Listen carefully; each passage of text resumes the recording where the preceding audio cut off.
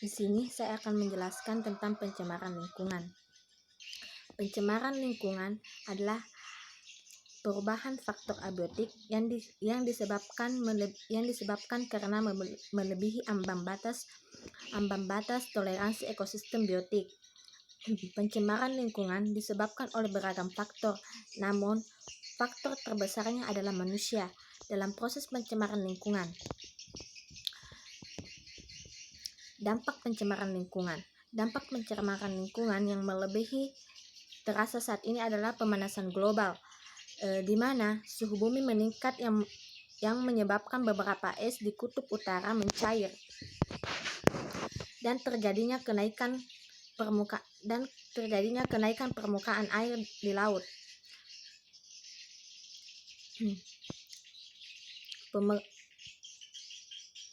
Pemekatan hayati juga merupakan salah satu dampak yang akan ditimbulkan dari adanya pencemaran lingkungan.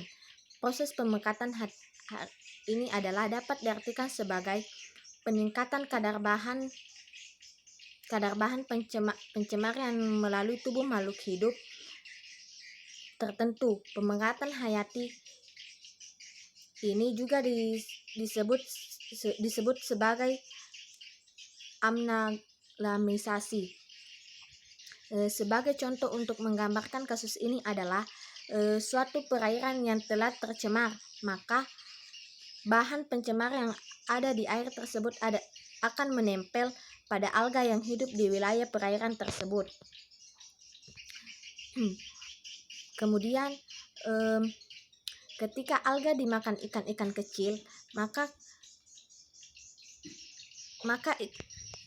ikan kecil akan terkontaminasi bahan pencemar. Ketika ikan kecil ini dimakan oleh ikan besar, maka ikan besar juga akan mengandung bahan berbagai macam pencemar yang dimiliki oleh ikan kecil.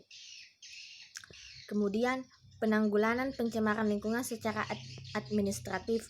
Penanggulangan pencemaran lingkungan secara administratif terhadap pencemaran lingkungan merupakan tugas pemerintah, yaitu dengan membuat peraturan-peraturan perundang-undangan. Beberapa peraturan yang telah dikeluarkan antara lain sebagai berikut. Yang pertama, pabrik tidak boleh menghasilkan produk barang yang dapat mencemari lingkungan. Misalnya, pabrik yang membuat lemari es, AC, dan sprayer tidak boleh menghasilkan produk menggunakan gas SVC sehingga dapat menyebabkan penipisan dan berlubangnya lapisan ozon di atmosfer.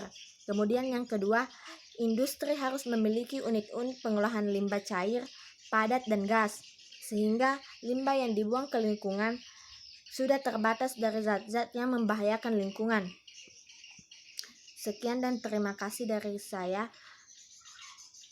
Lebih dan kurangnya mohon dimaafkan. Wabillahi taufiq wal hidayah. Assalamualaikum warahmatullahi wabarakatuh.